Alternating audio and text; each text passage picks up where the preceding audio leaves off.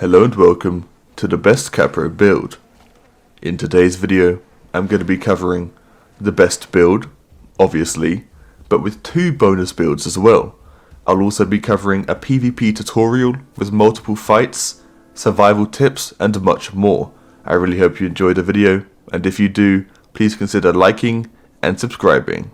Thank you, and enjoy. So you're ready to make your Kapro? Okay, first let's pick the 10% stamina recovery subspecies. And when you spawn in, you'll notice you are a pretty fast baby. You have a baby skin that is amazing at blending in, and you take ridiculously low fall damage. Once you've reached adolescent, you will have unlocked all of your abilities, so you know what that means. It's time for the build. First, we're going to be using Geologist. Now, Biologist, when you're looking at it, looks better. It gives you 50% increased acceleration, but honestly, I just feel like Kapro doesn't need that. Whereas Geologist, yeah, it does lower increases, but I feel like they're more valuable. And now we're going for the absolutely nasty combo that is Dual Chop and Armor Crusher. These two together cover everything you're going to need. They're an amazing combo. Now, in my opinion, I think Gang's Plank is the best.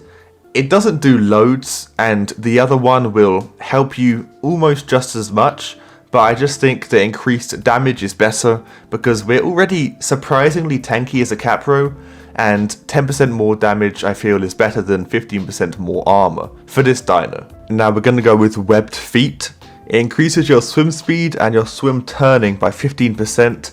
And I just think it's a bit better than the land turn speed one, because the land turn speed is only 5% increase, and this is the best build, so you know, I have to account for water and land instances, so I think this one is more beneficial. Now for hide, we're going to go with Sun-Draught Scales.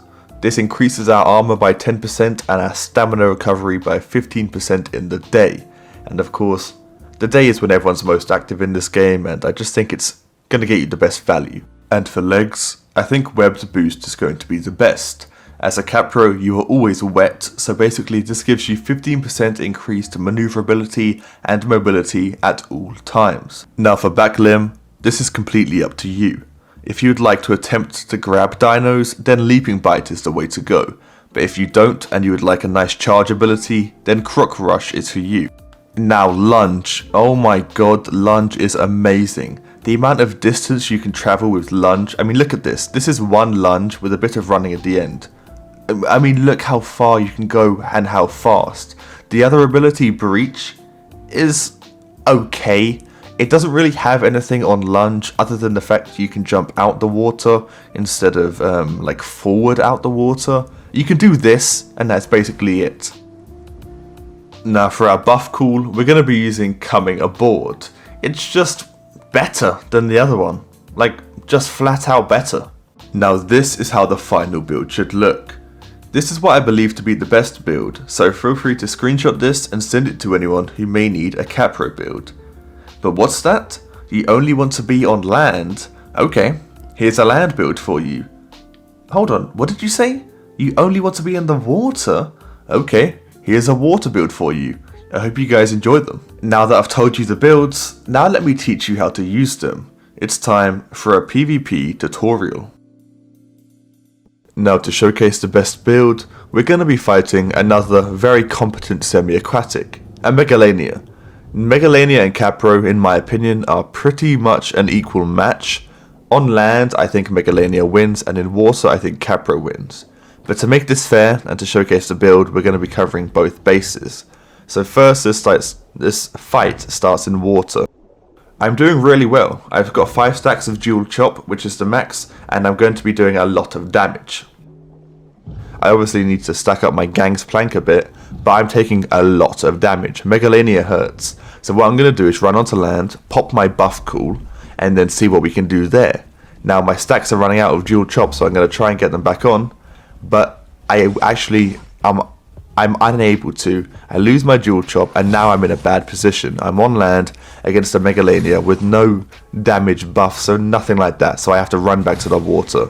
We got the buff cool off, now we have to just survive. I try and get him off my tail. Unsuccessfully, I get bit a lot more. Now I'm going to have to play more careful and charge up an armor bite, and I'm going to go for a lunge bite here. Here we go. Bang. Nailed him with that, and now he's on death scars. That probably didn't do loads, but that did a good bit of damage. Megalania obviously doesn't have loads of armor, so that wasn't like some crazy value, but it was a good play. Now I'm just trying to stack on my jewel chops again, and I'm going to go for another armor crushing bite because it's more safer now. And I land it, and he's dead. GG's. Now it's time to showcase a land build. So we're fighting an Achillo on land. I know how strong an Achillo is, so I start the fight by popping a buff cool in hopes that I will be able to use it at the end of the fight as well. My first plan of action is just going to be stack as many jewel chops as I can. Obviously the max is 5, and then keep those stacks applied.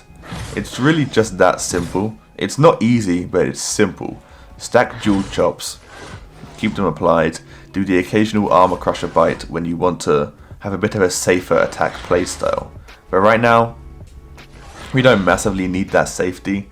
Obviously soon we're going to have to play carefully even though we have a lot of health, but at the moment we're just focused on stacking that damage up. I'm really trying to chase and get those stacks back on, but sadly I lose them. It's fine though, we can apply them again. It's not the end of the fight. That's 2, that's 3. You know, they're easy to get back, they're just difficult to keep. I'm starting to play a little more carefully. Yes, I have 3/4 HP left, but I know how strong Achillo is, and you can't overextend against a dino like this, especially one with a tight turning circle like Achillo. They can very easily ride you, you have to be careful. So I'm just going to try and play it more safe, charge up armor bites more often. Like you'll see in a second, I go for a jewel chop here and I get smacked and lose a lot of my health. So I go, okay, it's armor bite. I honestly don't know how this didn't hit. I thought this was a really good play, but hey, these things happen. I'm going to pop a buff cool again, and I have to be very careful. The Achillo can ride me here. This is bad. I do a brake check. Luckily they are running too fast to stop in time, and now I'm just really fighting for my life. If I let them get behind me again, I'll probably die. So what I'm going to do is keep those chop stacks on. I think that's the name. I don't really remember anymore. But, you know, 4 stacks of chop, 4 stacks of chop, 4 stacks of chop, and just like that, they're dead. Very close fight. GG Achillo, you played amazingly. I really can't believe I just said chop, but oh well. I wanted to include this clip to show you guys how good Kapro is at ambushing. This is me and my girlfriend ambushing a baby aggro. Yeah, it's a baby, but I mean look how fast we take it down. It's ridiculous how good Kapro is. Now I've been excited this entire video to show you these skins. These skins are the best camo skins I have ever covered. Now this... oh, hold on. We're going to play a game. Yes, we're playing a game called Spot the Kapro.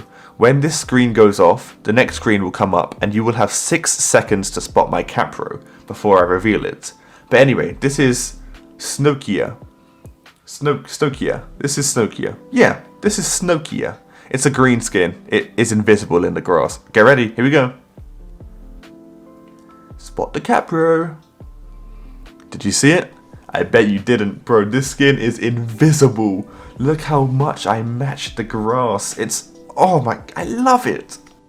And now our desert skin. Coarse hide. It's... okay, who is... is there a fighter plane outside? What's going on? Anyway, this is coarse hide. It's a desert skin. You literally turn invisible in savannah grasslands. Check this out. Man, I just love camo so much. And seeing a dinosaur turn invisible like this, it just fills me with joy. Is that sad? Anyway, this is Primal. That's my reaction. Primal sucks. No, it doesn't suck. It's our woodland skin. It just doesn't turn invisible like the other two, so you get the usual come out of a bush, dance, and run away. Now, as far as things to avoid go, I wouldn't go to the deep ocean. Yes, it's because it's scary. But why are you down there? And next time you are, just remember, as quiet as it seems, there's always something watching and waiting.